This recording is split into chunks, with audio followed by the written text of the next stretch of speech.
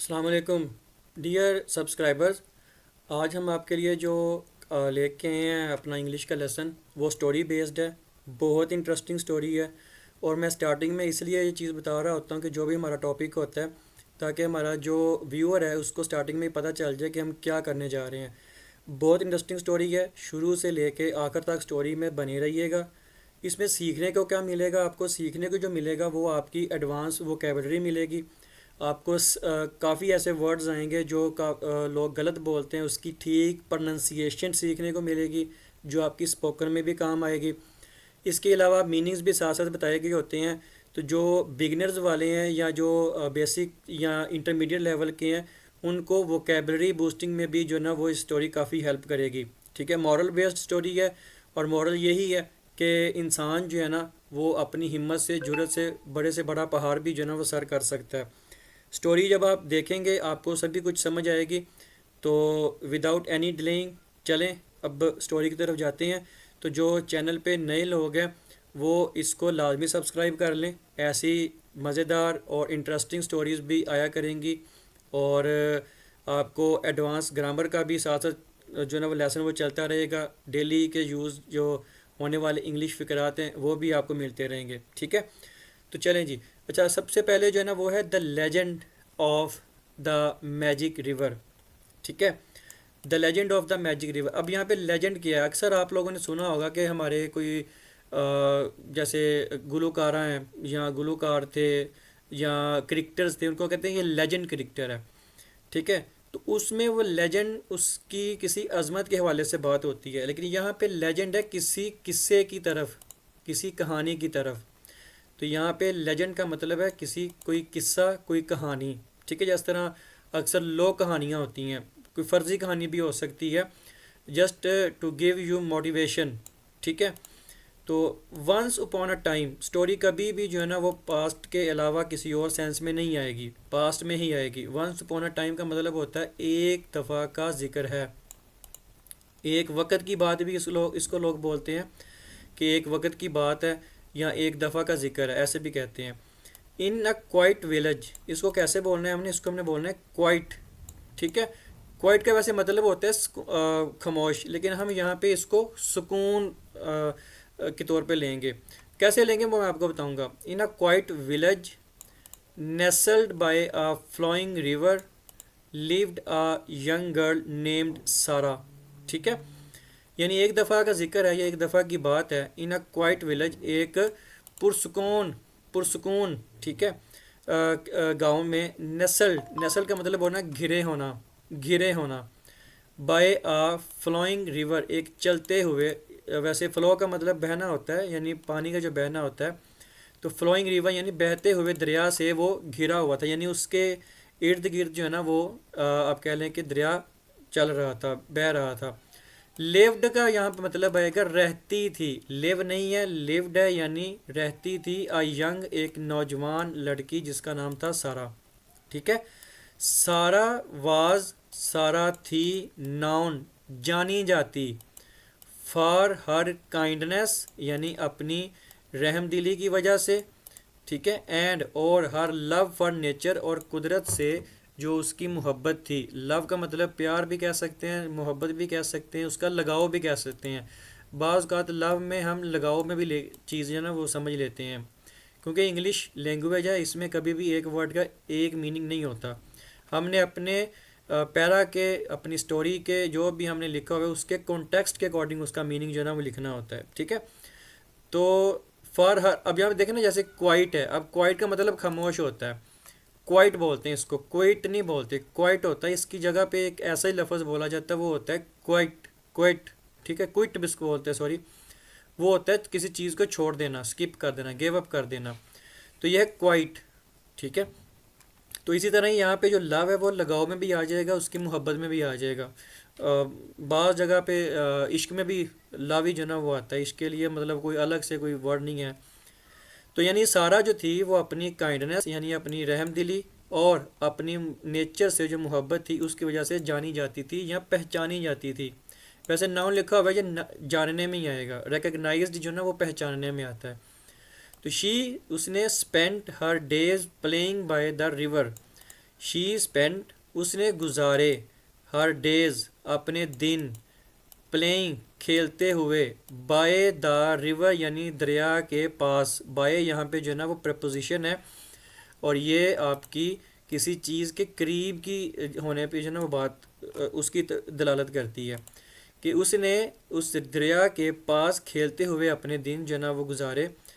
Listening सुनते हुए, to it's soothing sounds उसकी फरहत बख्श। इसको कैसे बोलना है? अब ये पहला वर्ड है जो जिसकी प्रोनाउंसिएशन गलत बोलते हैं लोग, सूथिंग बोलते हैं। सूथिंग नहीं होता, ये होता है सूदिंग। ठीक है, कैसे? सूदिंग। सूदिंग का मतलब होता है सुकून बख्श। यानी अब यहाँ पे साउंड्स का मतलब है आवाज़, यानी जो दरिया चल रहा होता है तो आपको पता है उसकी लहरों की आवाज़ होती है। ठीक है, समंदर में भी आपकी पता है जो जब वो टाइड्स बुलंद होती हैं तो उसकी भी एक शोर होता है लहरों की। तो ये उसकी सूदिंग जो साउंड्स थी यानी दरिया की जो सुकून बख्श आवाज़ थी उसको सुनते हुए। एंड और हेल्पिंग हर मदर, और अपनी माँ की मदद करते हुए, हाथ बटाते हुए भी इसको कह सकते हो आप। इन देयर स्मॉल गार्डन यानी अपने छोटे बागीचे में, यानी उसके घर में छोटा बागीचा था, गार्डन था, तो उसमें गार्डनिंग करते हुए भी जो है ना वो उसका टाइम जो था वो गुजरा या उसके दिन गुजरे। तो ये तीन बातें उसने बताई हैं। पहली उसकी अपना प्लेइंग बाय द रिवर्स, ठीक है, यानी दरिया के पास खेलते हुए। दूसरा उसके साउंड्स को सुनते हुए। तीसरा अपनी माँ की मदद करते हुए। द विलेजर्स यानी देहाती लोग जो थे या गांव वाले जो थे, ऑफन अक्सर, इसको लोग ऑफ्टन भी बोलते हैं, वो भी ठीक है, लेकिन हम इसको ऑफन बोलेंगे। स्पोक कहते थे। ठीक है, अब स्पोक का मतलब यहाँ पे कहना होता है, लेकिन हम यहाँ पे इसको कहेंगे बोला करते थे या बताया करते थे। द विलेजर्स ऑफन अक्सर spoke of a legend. Legend अब देखिए वही चीज़ आ गई। ठीक है, यानी इस कहानी के बारे में बताया करते थे। दैट के the river had magical powers. Magical कहते हैं, मैजिक से निकला है, मैजिक जादू को कहते हैं, तो मैजिकल बन गया जादुई।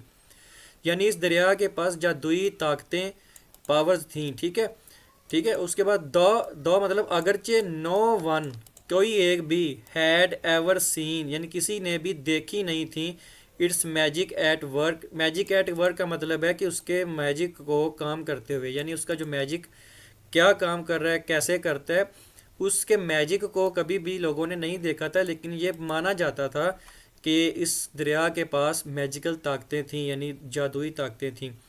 अच्छा, 1 ईयर, इसको कैसे बोलना है ये मैं पहले भी बता चुका हूँ। ईयर बोलते हैं इसको। ये जो उर्दू वाली होती है ना छोटी ये जो होती है, उस जैसी साउंड से ये बोला जाएगा ईयर, ईयर। ठीक है, इसलिए इसके साथ वन लगा है। उसके साथ हमने वो पीछे आर्टिकल्स पढ़े, उसमें हमने पढ़ा था कि ईयर जो है ना इसके साथ एन नहीं लगता, आ लगता है। टेरिबल यानी एक खौफनाक। ड्राउट, इसको लॉग ड्राउट बोलते हैं, ड्राउट नहीं होता, ये ड्राउट होता है। ड्राउट कहते हैं खुश्क साली। ठीक है, स्ट्रक द विलेज। स्ट्रक वैसे कहते हैं किसी चीज़ को मारना, यानी इसका मतलब अब यहाँ पे ये नहीं है कि उस खुश्क साली ने गाँव को मार दिया। इसका मतलब ये है कि उस खुश्क terrible drought struck the village यानी एक खौफनाक खुश्क साली। स्ट्रक द विलेज यानी गाँव को, विलेजर्स नहीं उसने कहा, गाँव को जो ना वो तकरीबन मार गई। The fields dried up. Fields कहते हैं खेतों को, खेतों को। ठीक है, ड्राइड, ड्राई की सेकंड कह लें, थर्ड कह लें, वो फॉर्म है और ये मतलब होता है खुश्क। ड्राइड अप यानी खुश्क हो गए। क्रॉप्स कहते हैं फसलों को। विदर्ड, इसको हम कैसे बोलेंगे? अब देखें ये एक और वर्ड आ गया। वाइदर्ड नहीं बोलेंगे इसको, हम इसको बोलेंगे विदर्ड। कैसे बोलना है? देखो WITH विद होता है, उसके बाद ई साइलेंट की आवाज़ देगा, आगे रेड आ गया, तो हमने विदर्ड नहीं बोलना, हमने इसको विदर, ई इधर वाला फिर साइलेंट रहेगा, डी बोलेंगे हम इसको विदर्ड। ठीक है, विदर्ड का मतलब भी खुश्क साली हो जा खुश्क हो जाना होता है। यानी जब जारी बात है खेत खलियान जब खुश्क हो गए तो फसलें भी मुरझा गई।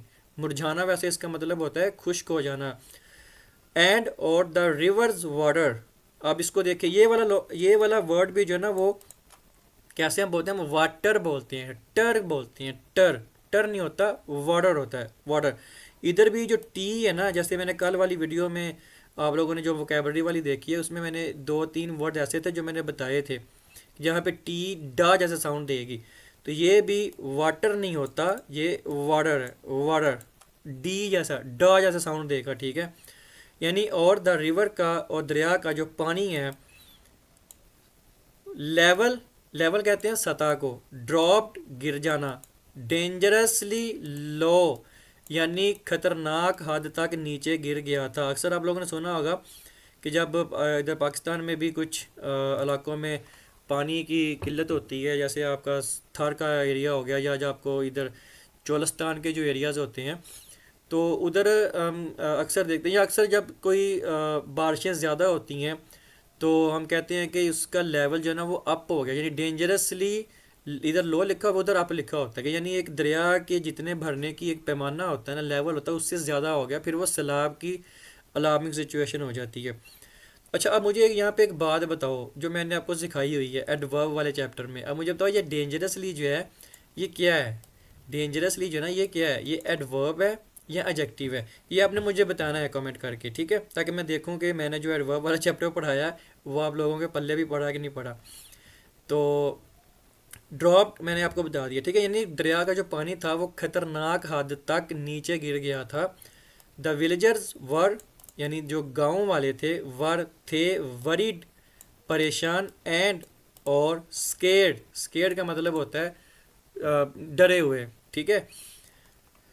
विदाउट द रिवर यानी दरिया के बगैर, देयर क्रॉप्स उनकी फसलें, वुड फेल, फेल का मतलब अब यहाँ पे वो वाला फेल नहीं है कि बच्चे ने पेपर नहीं दिया या उसमें फेल हो गया, यहाँ पे फेल का मतलब है नाकाम हो जाना, ख़त्म हो जाना, ठीक है। एंड और they would have no water to drink, और उनके पास पीने के लिए भी कोई पानी नहीं बचता, या ऐसे कह लो, या ऐसे भी कह सकते हो कि पानी उस दरिया के बगैर ना तो उनकी फसलें होंगी ना उनको पीने के लिए पानी मिलेगा, ठीक है। सारा saw the fear in every once eyes, सारा ने देखा, जो आंखों से आप सामने कोई चीज़ मुशाहिदा करते हो उसको सा कहते हैं। आप लोग अगर देखो ना कि मैंने ख्वाब देखी, उसमें आप सा नहीं बोलोगे, ठीक है, आई सा अ ड्रीम, ड्रीम या ड्रीम, वो एक अलग मामला होता है, वो भी समझाएंगे साथ साथ, सभी कुछ चलेगा। तो मैंने सारा ने हर एक की आंखों में खौफ देखा, फियर खौफ को कहते हैं, फियर खौफ को कहते हैं। ये साथ साथ ना मीनिंग लिखते जाइएगा, ख़ास तौर से जो बिगिनर्स वाले हैं या बेसिक वाले हैं, और डेफिनेटली इंटरमीडिएट वालों को शायद इनके मीनिंग की ज़रूरत ना पड़े। तो लेकिन ये वोकेबलरी के लिए क्लास होती है, जो स्टोरी होती है, या उसके बाद आपका जो डेली यूज सेंटेंसेस होते हैं, जैसे कल हमने ईडियम्स का एक जो ना वो किया, तो ये वाली क्लासेस जो है ना वो आपकी वोकेबलरी बेस्ड होती हैं, जिसमें आपकी वोकेबलरी भी इन्हेंस होगी, आपकी प्रोनाउंसिएशन जो आपकी स्पीकिंग में स्पोकन में काम आती है वो भी बेटर होगी, और साथ साथ आपको जो है ना वो रिटर्न में भी काम आएगी। अब डेफिनेटली जब वोकेबलरी बढ़ेगी तो आपको रिटर्न में भी काम आएगी, बोलने में भी काम आएगी। अच्छा, एंड और डिसाइडेड, और फैसला किया, दैट के she had to do something to save her village, कि उसे अपने गांव को बचाने के लिए कुछ करना चाहिए, ठीक है, हैड लगा हुआ है। अब इधर ऐसा नहीं है कि जहाँ पे भी आप कभी हैड लगा हुआ देखो तो आपको कि इधर था, थे, थी ही आना है, ठीक है, लाजमी नहीं होता। She had to do something to save her village, यानी उसने फैसला किया कि उसे अपने गाँव को बचाने के लिए कुछ करना है, ऐसे कह सकते हो। अच्छा, वन इवनिंग यानी एक शाम, एज द सन, जैसे के, एज पढ़ा हुआ है ना हमने, बिकॉज, एज, तो ये क्यों के में आता है, एज इधर जैसे में भी आएगा, जैसे के, ठीक है, या जब में भी आएगा, जब में भी आ जाएगा इधर, लेकिन जैसे में भी आ जाएगा, यानी जैसे ही सन वाज सेटिंग, सेटिंग कहते हैं ग्रूब होना, ठीक है। Sara went to the river bank, Sara went गई, गो की सेकंड फॉर्म है वेंट, सारा गई टू द रिवर बैंक। अब देखो यहाँ पे दो लफ्ज़ हैं इकट्ठे लिखे हुए हैं, एक रिवर है एक बैंक है। बैंक मतलब वो बैंक नहीं है जिधर हम ये अपने पैसे वगैरह रखवाते हैं, ठीक है। रिवर बैंक मतलब होता है दरिया का किनारा, यानी सारा जो थी वो दरिया के किनारे गई, एंड और विस्पर्ड, विस्पर्ड, ठीक है, विस्पर्ड मतलब यानी उसने सरगोशी की, सरगोशी जैसे अब आप लोग समझते होगा सरगोशी का क्या मतलब होता है, आस्तगी से जैसे बंदा कोई बात करता है, कुछ सरगोशी करता है किसी को। अ हार्ट फेल्ट प्ली, ये प्ली है, इसका मतलब होता है दरखास्त, इल्तिजा। हार्ट फेल्ट का मतलब होता है दिली तौर पर, ठीक है। यानी सारा जो थी एक शाम जब सूरज गरूब हो रहा था तो दरिया के किनारे गई और वहाँ पर जाके उसने दिली तौर पर प्ली की, यानी दरख्वास्त की या इल्तिजा की, टू द रिवर यानी दरिया को क्या की, प्लीज़ यानी बराए मेहरबानी या मेहरबानी फरमाकर, मैजिक रिवर ए जादुई दरिया, हेल्प अस हमारी मदद करो, वी हमें नीड चाहिए, योर वाटर तुम्हारा पानी, टू सरवाइव अपनी बका के लिए यानी अपने ज़िंदा रहने के लिए तुम्हारा पानी जो है ना वो चाहिए। टू हर सरप्राइज़ यानी उसकी हैरत की इंतहा न रही, टू हर सरप्राइज़ का मतलब है, सरप्राइज़ ऐसे कहते हैं हैरत ज़्यादा होना, हैरान हो जाना। अक्सर हम लोगों ने सुना कि यार ये तो सरप्राइज़ हो गया मेरे लिए, या अच्छा मेरी बर्थडे है तो क्या गिफ्ट है, तो उसने कहा कि यार ये सरप्राइज़ है, यानी मतलब हैरत है, हैरत हैरत का मकाम होता है कि बंदा सोच में पड़ जाता है। टू हर सरप्राइज यानी उसकी हैरत की हद तक, द रिवर दरिया, बिगेन बिगिन की सेकंड फॉर्म है बिगेन, बिगेन यानी शुरू हुआ, टू स्पार्कल, स्पार्कल कहते हैं जगमगाना, ठीक है, जगमगाना झिलमिलाना जिसको हम कहते हैं, जगमगा जाना, चमक उठना कहते हैं, with a soft golden light, ठीक है। ये ऐसे इन्होंने गलत लिखा हुआ है, कभी भी जब हमने दो चीज़ों का कंपैरिजन करना है तो उसमें फिर कॉमा नहीं आएगा, उसके बाद एंड आएगा। अगर तीन चीज़ें हैं जैसे सॉफ्ट गोल्डन, उसके बाद हम थर्ड कोई और चीज़ लिखते हैं फिर उसके बाद एंड आता है, उसमें भी हम कॉमा लगा के उसको नहीं शो करते। तो बड़ा ये इंटरनेट से ली गई होती हैं, और कभी भी मैंने ये दावा नहीं किया कि मेरी है, जस्ट मकसद एजुकेशनल पर्पस होता है, समझाना होता है आपकी इंग्लिश के लिए। तो गोल्डन लाइट, ठीक है, यानी river began to sparkle with the soft, soft कहते हैं नरम, ठीक है, गोल्डन लाइट एक सुनहरी रोशनी के साथ जगमगा उठा। अ जेंटल वॉइस, जेंटल कहते हैं खुशनुमा कह लें, ठीक है, आरामदेह कह लें, नरम कह लें। इमर्ज्ड, इमर्ज्ड का मतलब होता है उभरना, फ्रॉम द वाटर यानी पानी से एक बहुत ही नरम सी आवाज़ उभरी। सेइंग, सेइंग का मतलब होता है कहते हुए, ये से की आपकी फोर्थ वाली फॉर्म है आईएनजी वाली, ठीक है। Sara, your pure heart has awaken the river's magic, your तुम्हारे, प्योर कहते हैं खालिस, हार्ट कहते हैं दिल ने, हैज़ अवेकन्ड, अवेकन्ड, ठीक है, यानी जब बेदार कर देना, बेदार कर दिया है, द रिवर्स मैजिक यानी रिवर का, इस दरिया का जो मैजिक है, जो जादू है, उसको बेदार कर दिया, उसको जगा दिया है। टू सेव योर विलेज तुम्हारे गांव की हिफाजत के लिए या तुम्हारे गांव को बचाने के लिए, you must find the silver stone hidden deep with in the forest, तुम्हें यू मस्ट, तुम्हें लाजमी, मस्ट यहाँ पे आ जाएगा ना बात, वहाँ पे लाजमी आ जाएगी, यानी तुम्हें लाजमी फाइंड ढूंढना है, द सिल्वर स्टोन यानी चांदी का पत्थर, हिडन, हिडन कहते हैं छुपा होना, जो कि छुपा हुआ है, डीप गहराई में, विद इन द फॉरेस्ट यानी इस जंगल की गहराई में कहीं छुपा हुआ है, उस सिल्वर स्टोन को तुमने लाजमी ढूंढना है। Place it in the river, उसको ले आके दरिया में रख दो, एंड और इट विल ब्रिंग वाटर, अब इट यहाँ पे जो ना वो दरिया की तरफ इशारा है, will bring water back to your village, और फिर ये तुम्हारे गांव को दोबारा से पानी देने लग जाएगा। विदाउट हेजिटेशन यानी हेजिटेशन कहते हैं हिचकिचाहट के, ठीक है, और विदाउट का मतलब होता है बगैर, यानी बगैर किसी हिचकिचाहट के, सारा, सारा, ठीक है। सेट ऑफ, सेट ऑफ का मतलब होता है निकल जाना, ठीक है, निकल जाने का मतलब ये नहीं है कि घर से निकल जाना, मतलब किसी चीज़ के लिए जो ना वो निकल खड़े होना, इनटू द फॉरेस्ट, ठीक है।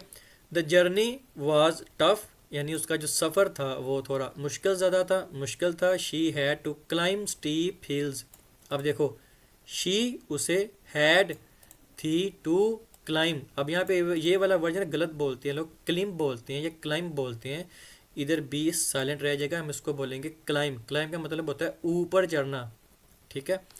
स्टीप कहते हैं आपकी जो ढलवानदार पहाड़ियाँ होती हैं, ठीक है, स्टीप हिल्स, हिल्स पहाड़ियों को कहते हैं, यानी जो नाहमवार पहाड़ियाँ होती हैं ना, स्टीप का वैसे मतलब नाहमवार होता है, स्टीप हिल्स यानी उससे चढ़नी थी नाहमवार पहाड़ियाँ, एंड और नेविगेट, इसको अब कैसे बोलना है, नेविगेट, नेविगेट का मतलब होता है रास्ता तलाश करना, रास्ता तलाश करना यानी सही रास्ता तलाश करना, सही सिमत तलाश करना भी इसको कह सकते हो। ये वैसे मोस्टली जो आपकी नेवी होती है ना, जो दरिया समंदरी फ़ौज जो होती है जिसको हम कहते हैं, उनके जहाज़ों में नेविगेशन सिस्टम लगे होते हैं, क्योंकि पानी में 100 तरह की, कभी कभी किसी की कश्ती कभी किधर निकल जाती है, तो वो नेविगेशन जो होता है ना सिस्टम, वो आपको आपकी हदूद के अंदर रखता है, सही सिमत का जो है ना वो रखता है। जो आपके एरोप्लेन्स होते हैं वो भी नेविगेट सिस्टम के थ्रू चलते हैं, ताकि उनको वो सही सिमत का पता चले। तो नेविगेट का मतलब होता है सही सिमत का तलाश करना या सही रास्ते का तलाश करना, ठीक है। थ्रू थिक अंडरबुश, अब थिक कहते हैं घने को, ठीक है। आप लोगों ने अक्सर वो शैम्पू वाले ऐड सुने होंगे, थिक हेयर यानी घने बाल, ठीक है, थिक एंड लॉन्ग हेयर, तो वो थिक घने को कहते हैं, घने, ठीक है। अंडरबुश कहते हैं जो आपकी झाड़ियाँ होती हैं दरख्तों के नीचे, अक्सर आप लोगों ने देखा होगा कि बहुत बहुत बहुत बड़े बड़े या उनकी कम से कम हाफ हाफ एक बंदे के जितने, मतलब उनकी ना झाड़ियाँ सी उगी होती हैं, कोई काम नहीं होता उनका, जड़ी बूटियाँ होगी या वैसे कोई होगी। तो ये बुश, वैसे बुश ये इसने ना गलत ब्रश लिख दिया हुआ है, अंडर बुश है। अंडर बुश का मतलब होता है कि आपकी जो दरख्तों के नीचे खास तौर से जो लगी होती झाड़ियाँ सी होती हैं ना, ठीक है, वो वाली, और थिक घने को कहते हैं, ठीक है। यानी उसने उस घनी जो झाड़ियाँ थी उनके उनके अंदर से अपना रास्ता भी, सही सिमत भी तलाश करनी थी, ठीक है। एज नाइट फेल, जैसे ही रात हो गई या रात छा गई या रात आ गई, शी फाइनली शी फाइनली यानी उसने आखिरकार फाउंड, ढूंढ लिया, द सिल्वर स्टोन, उस चांदी के पत्थर को, ग्लोइंग, अब ग्लोइंग स्किन सब से सुना होगा। मोस्टली ना एक सिंपल सी एग्जांपल्स दे रहा होता हूँ, क्योंकि मैं नहीं चाहता कि मैं वो दूसरे लोगों की तरह जो ना वो आपको इंग्लिश में सब कुछ बोल बोल के बताऊँ, और ये उधर वो उधर एट्सेट्रा एट्सेट्रा। तो मैं जस्ट आपको समझाने के लिए बता रहा होता हूँ, कभी कभी कोई किसी ऐड से, कभी किसी कोई ड्रामा या किसी मूवी से या किसी इस तरह की कोई चीज़ से आपको वो चीज़ें सिखा इसलिए रहा होता हूँ, बता इसलिए रहा होता हूँ, ताकि आप लोगों को पता रहे कि हमने ये चीज़ अगर उधर देखी थी ना, तो इसका मतलब ये होता है, ठीक है। इस तरह सीखने में ज़रा जल्दी आसानी होती है। अच्छा, ग्लोइंग यानी चमकना, फेंटली, अब फेंटली का मतलब फेंट होता है, फेंट होता है कमज़ोर को कहते हैं।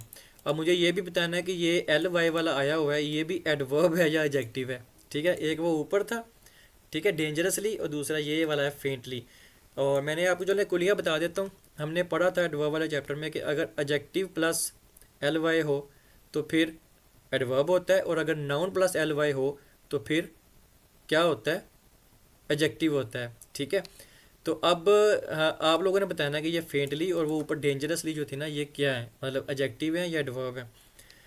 अच्छा, ग्लोइंग फेंटली, फेंटली का मतलब होता है मदम सा, यानी मदलम मदम सा जो ना वो जगमगा रहा था, अंडर द मून लाइट, यानी चांद की रोशनी में, चांद की रोशनी के नीचे जो है ना वो हल्का सा मदम सा जो ना वो जगमगा रहा था, जैसे जुगनू की आप कह लें कि होती है।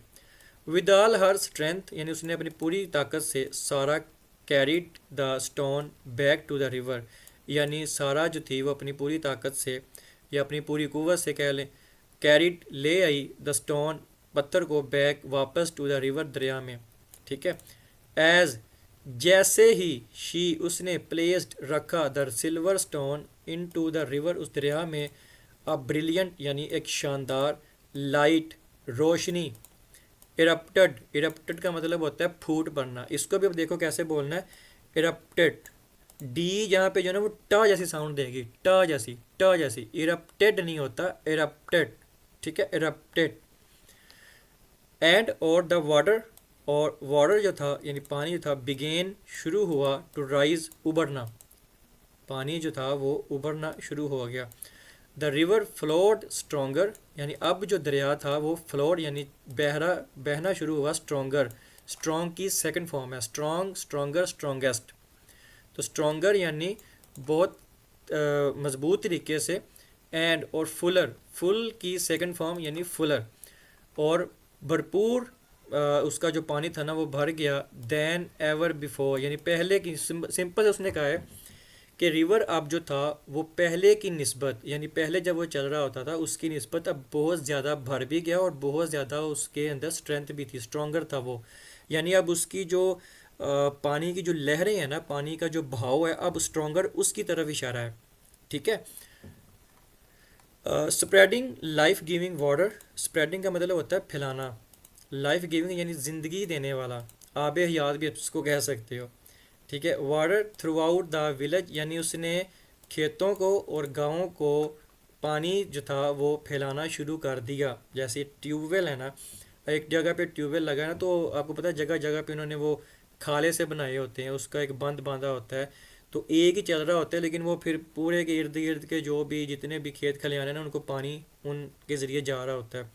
तो इसी तरह इनका भी कोई सिस्टम था जिसके ज़रिए फिर जो गाँव की जो आप कह लें कि वाटर के लिए भी जो सिस्टम था, या दूसरे नंबर पे जो खेतों के लिए भी था, उसको पानी पहुंचना शुरू हो गया। ठीक है।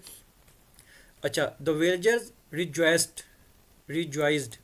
ठीक है, द विलेजर्स यानी गांव वाले, रिजॉइस्ड। ठीक है, यानी खुश हो गए। देयर फियर्स, उनके खौफ, उनके जो खदशात थे या खौफ थे, ठीक है, क्योंकि फियर्स लिखा हुआ है, खौफ थे, वाश्ड अवे। अब इसको भी देखें, डी है ना, इसको ट जैसी साउंड देनी है हमने, वाश्ड नहीं बोलना, वाश्ड बोलना है, वाश्ड, वाश्ड अवे।